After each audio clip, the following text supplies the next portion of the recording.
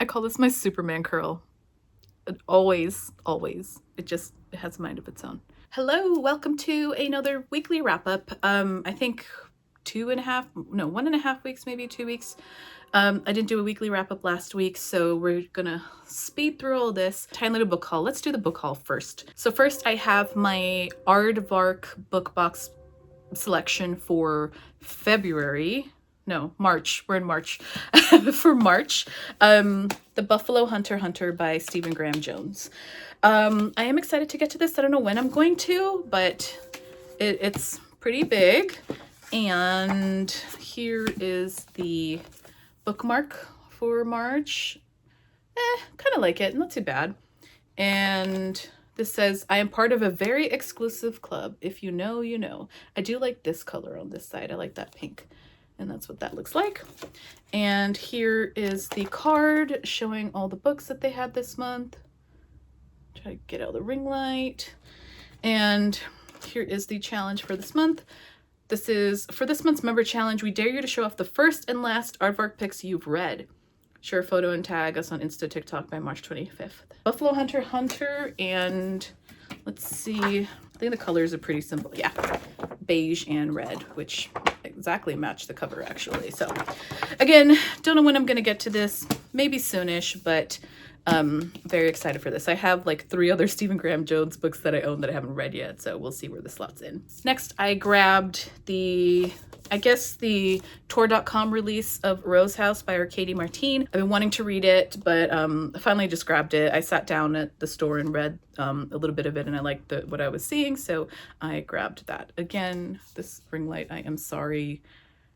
But here, Rose House by Arkady Martine. This is a book about this house where the architect leaves it to this person, and she is the only one who can enter the house. The house has an AI, and while she's out of the country, there's a report that someone has died in the house. So is the house haunted? What's going on? We'll follow that. So obviously a little short novella, so excited to get to this one. Next, I got a classic sci-fi, translated sci-fi, and this is solely because of Whitney at Secret Sauce of Storycraft. She loves this and has recommended it multiple times, so I need to get to this. This is Roadside Picnic by, what are their names? Arkady and Boris Strugatsky. This was released in the 70s, I think, and Ursula K. Le Guin actually has a foreword like when it was first released or translated. So this is essentially an alien story, but kind of one of those like, we are so small, we're just ants at a picnic for the aliens. So kind of in that vein from what I understand. So I am very excited to get to this. I don't know when I'm feeling up in the mood for this, but it is definitely on my list of super want to read sci-fi books, sci-fi classics, interesting alien story sci-fi. Last, I picked up Walking Practice by Dolki. This is a weird, speculative fiction book translated from Korean. Very strange cover, so you get a taste for what it is.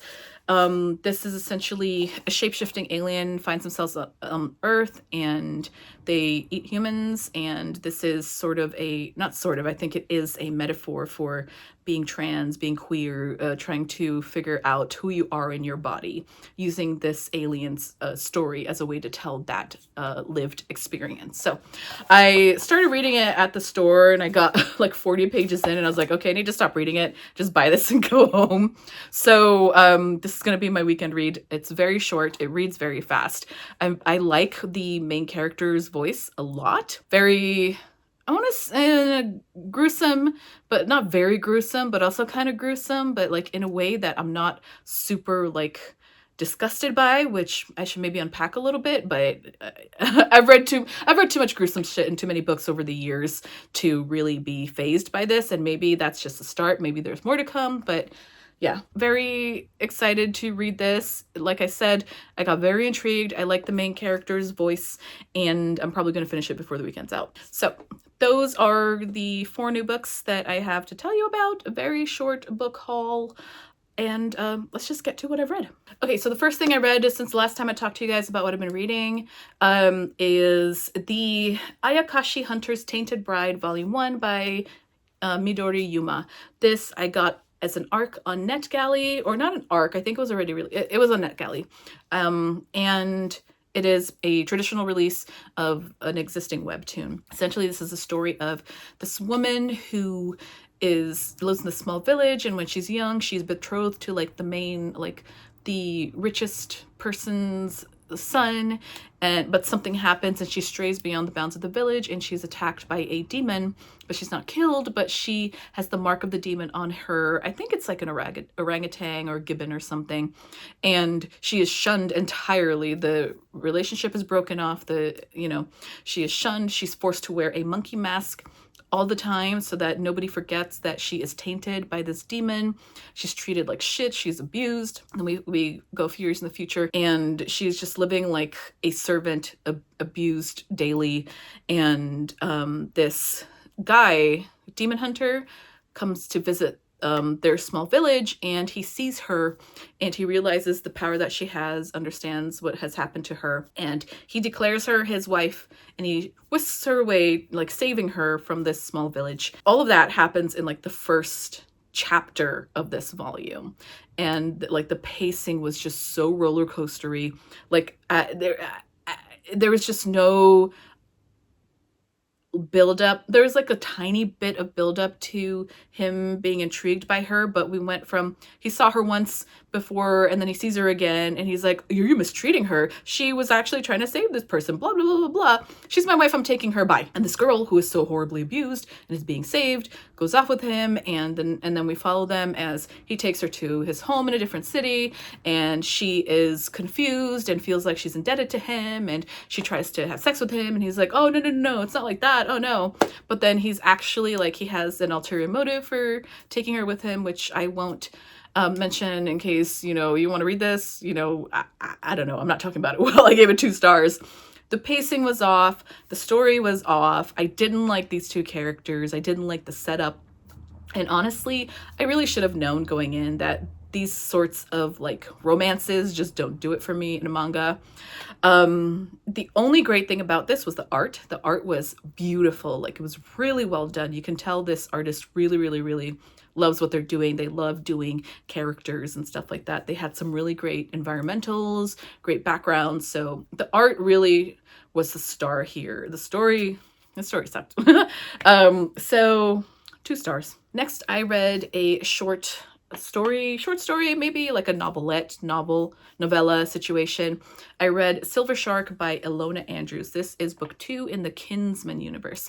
In this Kinsman universe, it's a sci-fi universe where these families have like bioengineered, in the past they bioengineered for power, and then they realized that they held a lot of power. They didn't want other people to have it, so it was a closely guarded secret, and now only select families have this power, so they're like powerful houses, and I would say they're similar to like mafia houses. I first read book 3, which is a full novel. These are all romances, by the way. I read book 3, which is like a full novel, and then books 1 and 2, which came first, are shorter stories. But I think the way to go if you're interested in this is actually to read book 3, which is Fated Blades. It's a longer story. You get a proper longer romance. You get way more about the world. That's the way I went into it. And I don't think I would have liked this short story and the shorter story and the other one I read months ago if I hadn't read Fated Blades first. So this gave me exactly what I wanted. Ilona Andrews always do. I just wanted a good romance, really great world building. I got all of that. This is short, so the point of this isn't really like super angst or anything like that. It's short, it's pretty straightforward. You get good characters, you get a nice romance, you get a little bit of tension, and then they get together, the end. So I enjoyed it for what it is. It hit the spot that I needed. I gave it 4 stars. Next, and very excitedly, I read Murder by Memory by Olivia Waite. So I have been so in love with this subgenre that is sci-fi mystery, cozy adjacent mystery, set on a spaceship, space cruiser, space liner, space like what's this? What do they call them? generation ship, that kind of situation. This is that. This is very, people have comped it like Miss Marple meets A Memory Called Empire. The Memory Called Empire stuff is mostly because this character wakes up in a body without her memory, in a body and doesn't remember why. But the Miss Marple vibes, I think, are there. This story kicks off with our main character, Dorothy Gentleman. She is this ship detective, and on this ship, because it's like a generation ship going somewhere, all of the humans, they can have their memories saved to these discs, these books. Thus this like library, which is on this beautiful cover. And when they die, they can have a new body made and their memory is downloaded to this new body and they can live on. Dorothy is taking some time off from living. She grew old. She wanted some time off. It's been like 2 years and she is forcibly put into a body of someone who is actually living. So it's not like she got a new body. She was put into a body, an existing body. She comes to and immediately is thrust into the middle of a murder mystery. And I'll leave it at that. We learn a lot about the world of this ship and the characters and what the things are like. And I thought that this is a very short novella. And I thought it was done so well. Like I was so intrigued. I really liked the whole world setup. Again, I am inclined to like stuff like this because I just love this sub-genre. But this was such a good version of what I like about this subgenre. So that intrigues you, definitely check it out. The stakes are, I say cozy adjacent because the stakes are pretty low threshold stakes, still interesting, but the stakes are pretty low. I just liked it. I'm so excited. This is a series and I would put this up there like if you're interested, sort of on the same level, same vibe as the Investigations of Masa and Pleady by Malka Older. I enjoy Masa and Pleady a little bit more than this. I gave this 4 stars. Good entry, good start to a series. Very excited to see where this goes. And again, this cover. And Dorothy is she's sapphic. At minimum, she's sapphic. I don't know if she's bisexual or lesbian, but she is interested in women, had a relationship with women in the past. So yay, very excited for this. Now we get to the interesting part of my reading in the last week. So I started on a whim the Casey Duncan / Rockton series. Starting with the first book is City of the Lost. Book 2 is A Darkness Absolute. Book 3 is what is book 3? Book 3 is This Fallen Prey. So book 1, 4 stars. Book 2, 4 stars. Book 3, I rage DNF'd. Essentially, this story is, in the first book, we have our main character, Casey Duncan. She is a police detective, a homicide detective, and she and her best friend find out about this town up in the North Canada, the Yukon wilderness, where people can go to disappear and hide from something. And Casey, when she was younger, she murdered a man and nobody found out, but she's been living with that guilt, with that weighing down on her. And her best friend Diana is trying to escape her abusive ex-husband. So they get to this town and it's sort of like, because they have to live so off grid, there's no electricity, no internet, nothing like that. They really have to come together as a community, and Casey's brought in because they also need a detective. She's accepted because they need a detective because murders are afoot. That's the premise going into this. And this is pretty dark. It's pretty, I would put it on par as similar to something like a Karen Slaughter in terms of like the violence and the darkness of humanity. Characters are all interesting. It's like, I don't know that any of the characters are truly likable or good people, because the nature of this town is that people are running from something and hiding from something, and they're not all going to be like women who are hiding from ex-husbands. Like, people buy their way into this town, so it's not exactly the most innocent and sterling of citizens, you know? I enjoyed it. It was compelling. I was really intrigued by the story. The atmosphere is pretty great because it's in the Yukon, it's in the forest. It's second book, it's like in the middle of winter, you know, blizzard, snow all the time. All things I hate. You would think I wouldn't like this because of that, because I hate the wilderness, I hate cold, but I really liked the atmosphere here. Book 1, we got our intro. Book 2, Casey has settled in a little bit. We get a different type of oh, my bookmark's still in here. We get a different type of murder mystery. And book three, so Casey, as the series goes on, she is this Rockton has become her home. She has a romance. Things are looking like she's settling in as a person who is in this community, as a leader in this community.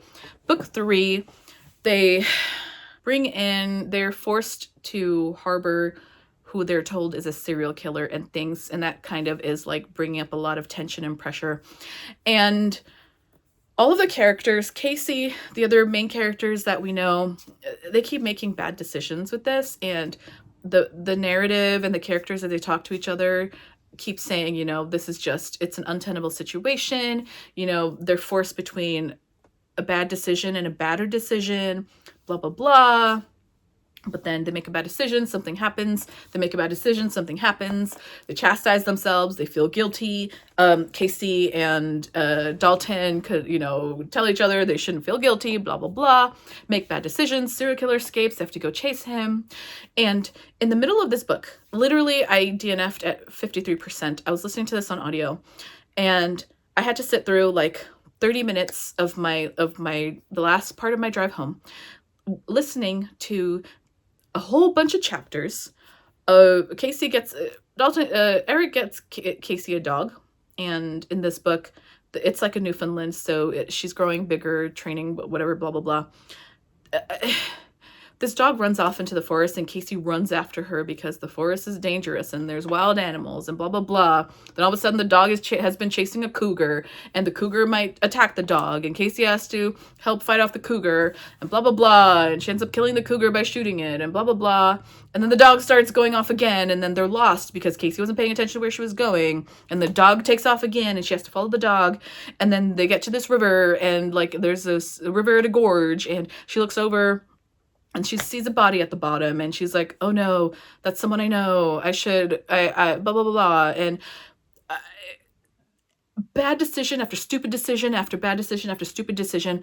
And Casey starts to like climb down this gorge, and in her head, she hears the voice of Dalton telling her this is stupid. She shouldn't be doing this. And Casey, like, because of her past, she kind of like the narrative kind of works you through why she would do stuff like this, like the way she kind of punishes herself, whether she means to or not, and the type of guilt she feels because of bad decisions they made earlier leading to this person being dead in the river. And she like decides, okay, yeah, I'm being stupid, so I'm gonna climb out of this before I get too much further. And then she slips and she's falling down the gorge, and the chapter ended. And the entire time that she's leaning over and like thinking about going to the gorge, I am literally in my car screaming, you are fucking stupid. You are so fucking stupid. Why? I was so angry. I was so angry. I was so mad that we had to do like chapters of her chasing her fucking dog. And like, I understand people love their pets, but just fucking let the dog learn. If the dog's gonna die because it's stupid, it's gonna die. And it's like, you're not, like, you can't be responsible. Like, Casey is like, she's like chastising herself for not teaching her dog right and not being great, and she's failed her dog because her dog doesn't know that that not all animals are play toys and blah blah blah. And I'm just like, shut the fuck up. I hate you. Oh, you're so stupid. And I'm glad that I went onto Goodreads and I looked at a lot of the sorry, I thought I heard something. I went to a lot of the 2 and 1 star reviews, and a lot of people were agreeing that Casey was fucking stupid. Everybody was making bad decisions, and I rage DNF'd because I was so mad. I went from 2 4-star books in a row at like, I was gonna binge this series. I was super into it. I literally read these books, like the first 2 books and this one in like 3 days. Like, I was super into it. And then I got so fucking mad. Oh, okay. So that has been my journey with the Casey Duncan / Rockton series. So because I was so into this, I got both the audiobook and the ebook for books 1 through 4. And, I have, the physical for the first 2. Literally tomorrow is Saturday. I was going to go to the library and get 4 books, 3 if I hadn't finished it. and then 4 and 5, so I could just keep binging. But I got so mad. Maybe I will skim the ebook and read the last few chapters and see if I want to continue on. I don't know. That has been a weird roller coaster of a journey. So that has been my recent reads and my reading. Real interesting year that this is turning out to be. I am reading Walking Practice, so that's my currently reading. And I'm actually, depending on how fast I get through this, I'm actually I want to start reading a bunch of novellas, try to get a lot of these physical novellas off my shelf, or, you know, off my want to read shelves. I have a lot of novellas, actually, a lot of short novelettes to read. So we'll see what happens. This is going a lot better than the last DNF. Yeah, that's my reading. Let me know what you're reading recently. Let me know what you think about any of the books I talked about here. I will catch you in the next video. As always, thank you for watching. Bye.